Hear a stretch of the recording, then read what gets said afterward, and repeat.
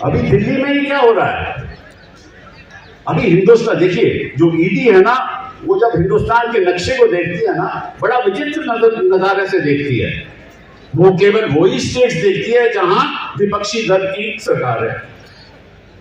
वहीं पे उनको लगता है कि रास्ता यहां आसान है, और जहां भाजपा की सरकार है वो तो रास्ता ही बंद है, वहां तो ये जाते ही नहीं। तो ईडी के हिसाब से, ईडी के नजरिए से हिंदुस्तान का नक्शा एक अजीब नक्शा है, जहां ईडी जा सकती है, जहां ईडी ने जाना नहीं, जहां सीबीआई जा सकती है, जहां सीबीआई ने जाना नहीं। तो ये एजेंसी किस लिए काम कर रही है? विवेक जी ने अभी बात की थी तो मुझे एक छोटी सी बात याद आ गई कि समझ लीजिए कि संविधान एक गाड़ी है, 4 पहिए वाली गाड़ी, ठीक है ना, उस पर ड्राइवर मोदी जी है, एक पहिया उसका पार्लियामेंट है, वो उनके कब्जे में है, दूसरा पहिया उनका ये इलेक्शन कमीशन है, वो उनके कब्जे में, तीसरा पहिया एग्जीक्यूटिव, वो उनके कब्जे में ही है, चौथा पहिया जुडिशरी, वो कोशिश कर रहे हैं कि कब्जे में आ जाए, ठीक है ना, और वहां जो रेख करने वाला है वो ईडी है और सीबीआई है। तो अगर ड्राइवर सभी पे कब्जा कर लेगा ना, तो गाड़ी जब चलाएगा तो ईडी कहेगा कहीं भी चले जाओ भैया, कहीं भी चले जाओ, सीबीआई कहीं भी घुमाएगी, कहीं भी चले जाओ, किसी के घर पे पहुंच लो। ये किस किस्म का लोकतंत्र है? ये किस किस्म का लोकतंत्र हम बनाने जा रहे हैं? कैसा भारत हम बनाएंगे आगे के दिनों में?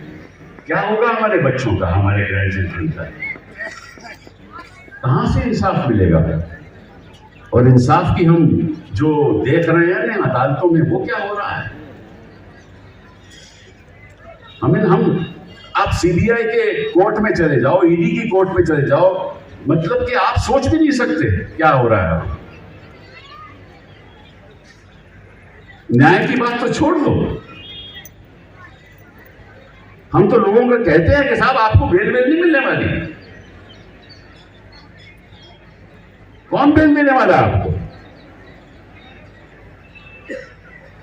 मैं किसी जुडिशरी के खिलाफ बात नहीं कर रहा, लेकिन जो लोग सोच रहे हैं वो ऐसा सोचते हैं कि साहब हमें तो बेल नहीं मिले। तो अगर न्यायालय के बारे में लोग ऐसे सोचने लगे तो फिर बचा क्या लोकतंत्र में? आप ही बताओ, क्या करेंगे हम? मतलब कि एक पीएचडी पीएन की नौकरी के लिए अपनी एप्लीकेशन देता है, पीएचडी, एक एमबीए ड्राइवर बनना चाहता है। ऐसे ऐसे उदाहरण हैं, चाहे वो उत्तर प्रदेश हो चाहे वो मध्य प्रदेश हो। किस किस्म के हम एजुकेटेड क्लास प्रिपेयर कर रहे हैं कि उनको नौकरियों की तलाश है, वो पीएन और ड्राइवर बनने के लिए तैयार है।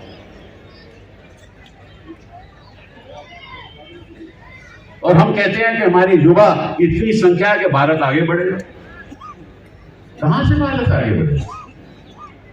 आप कहते हो कि साहब हमारी जो इकोनॉमी है, हमारी जो आर्थिक स्थिति है बड़ी अच्छी है, जीडीपी ग्रोथ हमारी 6.3 है।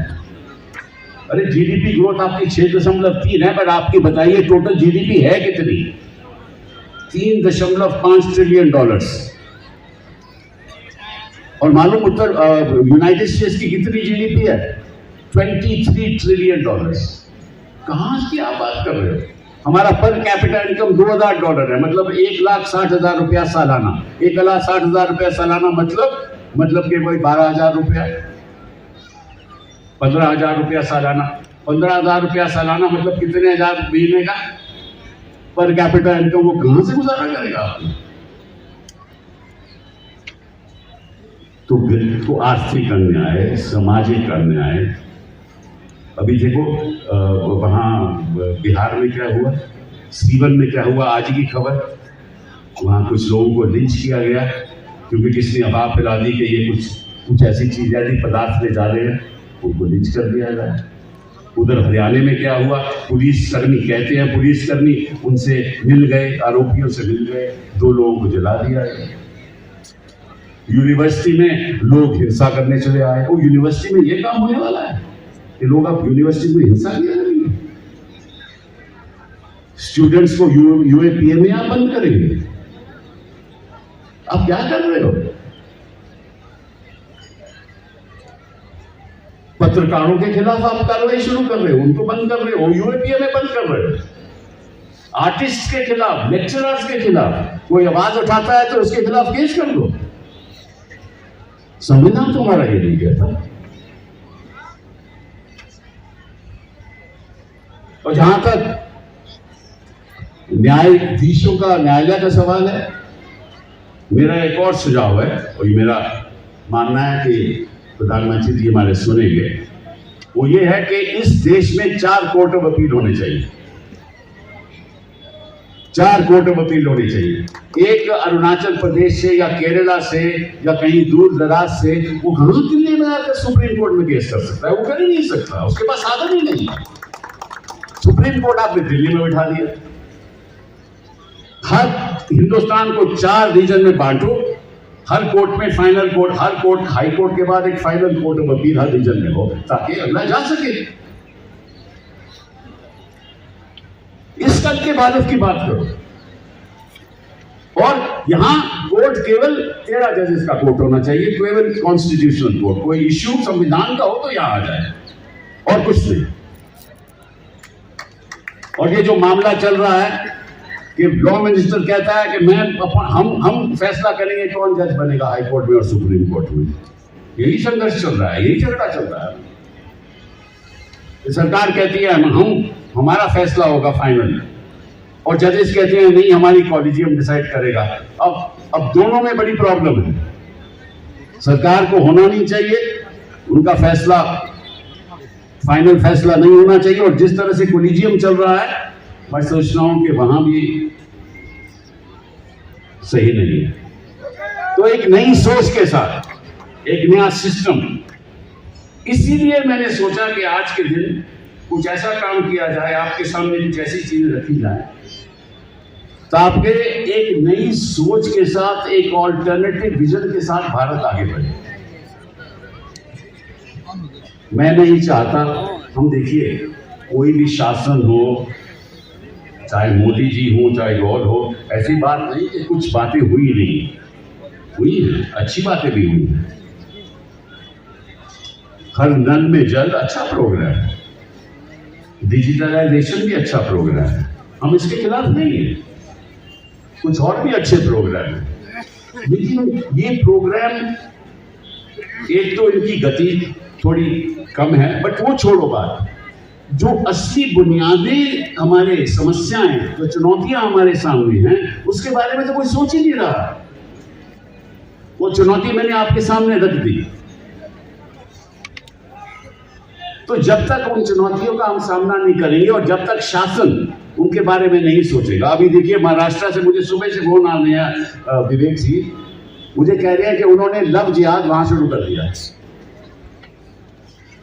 प्रोसेशन शुरू कर दिए हैं, और 300 मैरिजेज ऐसी हैं महाराष्ट्र में जो इंटरफेथ मैरिजेज हैं। तो मैंने आज पता किया कि महाराष्ट्र की संख्या कितनी है, 11 करोड़। 11 करोड़ में से 300 ऐसे उदाहरण हैं जहां इंटरफेथ मैरिजेज हैं, उनको प्रोसेशन पे प्रोसेशन चले जा रहे हैं ताकि हिंदू मुस्लिम डिवाइड हो जाए। ये सही नहीं है। हम इंसान हैं पहले, उसके बाद हम इस देश के नागरिक हैं, उसके बाद जो भी हम हैं।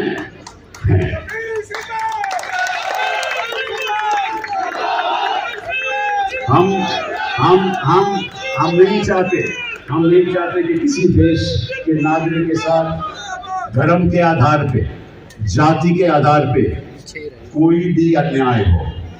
अगर होगा तो मैं और मेरे खड़े होंगे उन लोगों के लिए।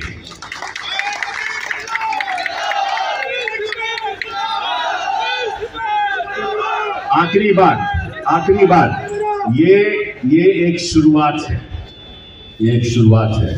हम आग्रह करेंगे हर बार एसोसिएशन से, हर प्रदेश में हर बार एसोसिएशन से आग्रह करेंगे कि आपके लोग इंसाफ के सिपाही बने, हमारे एडवोकेट्स इंसाफ के सिपाही बने, और जहां जहां भी अन्याय हो रहा हो वहां जो अन्याय है उसका विरोध करें, और अगर अदालत में लड़ने की जरूरत पड़े तो अदालत में लड़ें।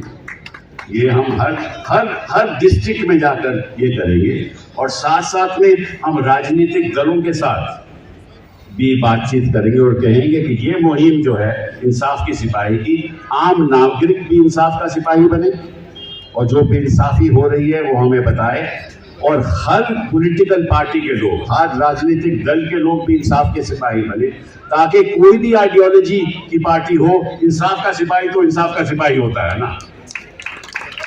तो मैं बहुत शुक्रगुजार हूँ कि इतनी तादाद में आप सब लोग मेरे पास यहाँ आए, और मैं चाहूँगा कि इस मुहिम में आप शामिल हो।